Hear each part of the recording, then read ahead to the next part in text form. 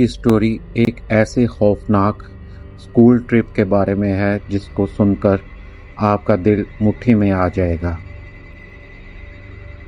منیب جو school trip پہ آیا ہوا تھا، بس میں بیٹھا بس یہی سوچ رہا تھا کہ مری کے پہاڑ کیسے ہوں گے۔ اس کی عمر 13 سال کی تھی۔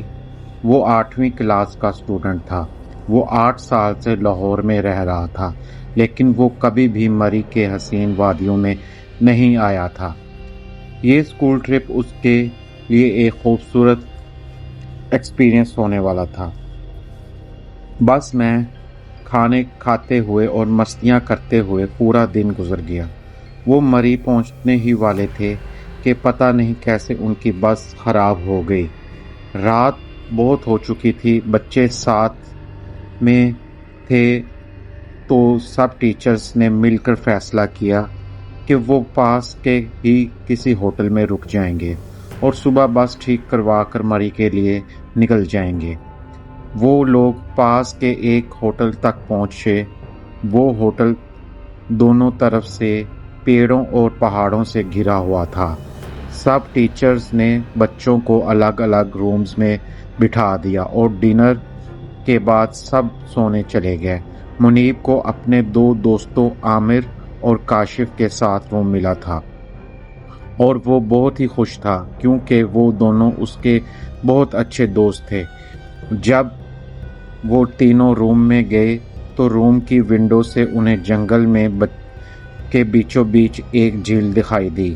منیب کو یاد تھا کہ کیسے پچھلی اسکول ٹرپ پہ 2 بچے جھیل کے لیے نکلے تھے اور وہ پورے اسکول میں پاپولر ہو گئے تھے، تو انہوں نے بھی یہ پلان بنایا کہ اس بار وہ بھی کوئی نہ کوئی ایسا کارنامہ کریں گے کہ وہ بھی اسکول میں پاپولر ہو جائیں گے۔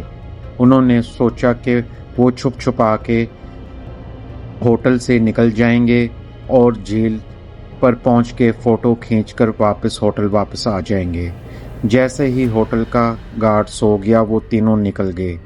وہ جھیل ہوٹل سے دکھنے میں تو دور نہیں لگ رہی تھی، لیکن ان کو جھیل کی طرف جاتے ہوئے آدھا گھنٹہ ہو چکا تھا۔ جنگل کا راستہ تھا کہ ختم ہونے کا نام ہی نہیں لے رہا تھا۔ ٹھنڈ بہت زیادہ ہو چکی تھی اور ان تینوں کی حالت ٹھنڈ کے مارے خراب ہو رہی تھی۔ انہوں نے اپنا فون چیک کیا تو فون میں سگنل نہیں آ رہا تھا۔ تب انہیں لگا کہ انہیں جھیل کا پلان کینسل کر کے ہوٹل کی طرف واپس چلے جانا چاہیے۔ اپنا موبائل کی فلیش لائٹ آن کر کے وہ اپنے ہوٹل واپس آنے لگے۔ تھوڑا دور جاتے ہی منیب اور کاشف نے فیل کیا کہ عامر ان کے ساتھ نہیں ہے۔ تھوڑی دیر بعد ان کو قدموں کی آواز سنائی دی۔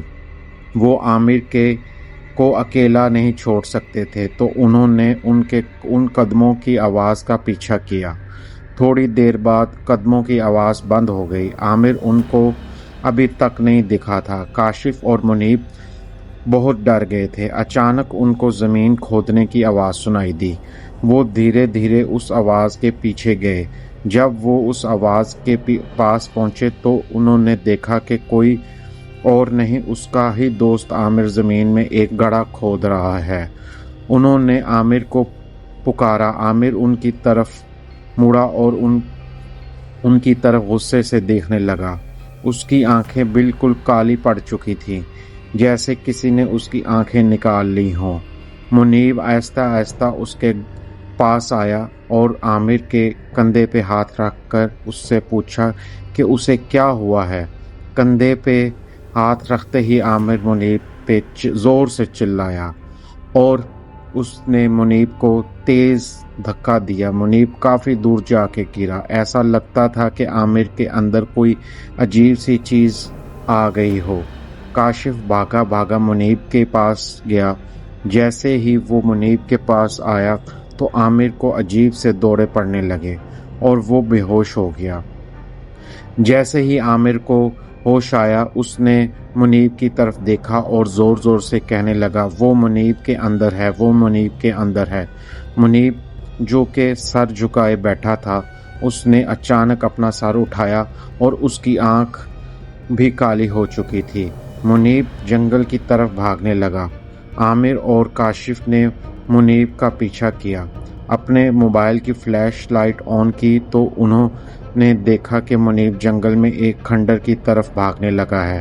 وہ کھنڈر دکھنے میں بہت پرانا لگ رہا تھا۔ ایسا لگتا تھا کہ وہ کھنڈر میں سالوں سے کوئی انسان نے قدم تک نہ رکھا ہو۔ یہ دیکھ کر انہوں نے آگے جانے کی ہمت نہ ہوئی، پر اپنے دوست کو بچانے کے لیے انہوں نے ہمت جٹائی۔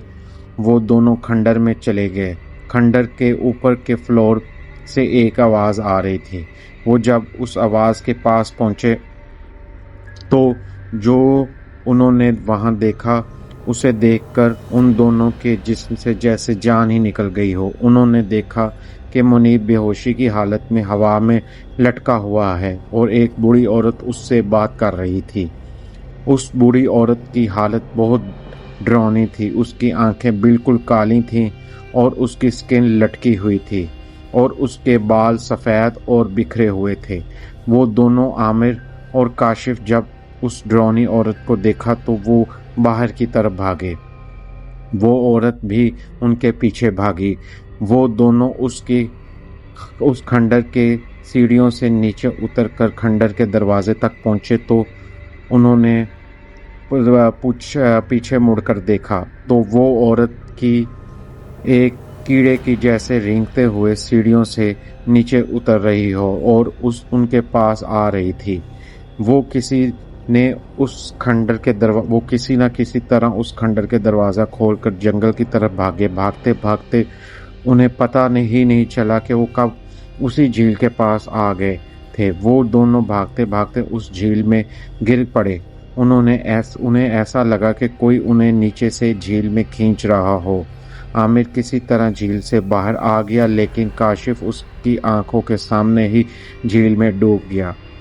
عامر کوشش کر کے جھیل سے باہر نکلا اور بے ہوش ہو گیا۔ عامر کی جب صبح آنکھ کھلی تو اس نے اپنے آپ کو اسی ہوٹل کے روم میں پایا۔ وہ بھاگا باہر کی طرف تو باہر پولیس کی بہت سی ٹیمیں موجود تھیں اور زمین پہ کاشف اور منیب کی کفن میں لپٹی ہوئی لاشیں پڑی تھیں۔ پولیس نے تو اس کو مرڈر قرار دیا تھا، لیکن آس پاس کے رہنے والے لوگوں نے بتایا کہ کئی سال پہلے اس جنگل میں ایک بوڑھی عورت رہتی تھی۔ اس کا ایک وہاں پہ گھر تھا۔ وہ عورت وہاں سکھی اور چین سے اپنی زندگی بسر کر رہی تھی، پر وہاں کے قریب گاؤں کے کچھ لوگوں نے اس کے گھر پر قبضہ کرنے کے لیے اس بوڑھی عورت کو مار کر اس جھیل میں پھینک دیا۔ تب سے رات کے وقت اس جنگل میں اس جھیل کے پاس کوئی نہیں جاتا۔ کہتے ہیں کہ اس بوڑھی عورت کی روح اپنا بدلہ لینے کے لیے وہاں بھٹکتی ہے۔ کاش یہ بات ان تینوں دوستوں کو پتہ ہوتی تو آج کاشف اور منیب زندہ ہوتے۔ آپ کو یہ کہانی کیسی لگی کمنٹ میں ضرور بتانا۔ میں آپ کے لیے ایسی خوفناک کہانیاں لے کر آتا رہتا ہوں۔ اس ویڈیو کو لائک اور شیئر کر دیں اور میرے چینل کو سبسکرائب کر دیں۔ اللہ حافظ۔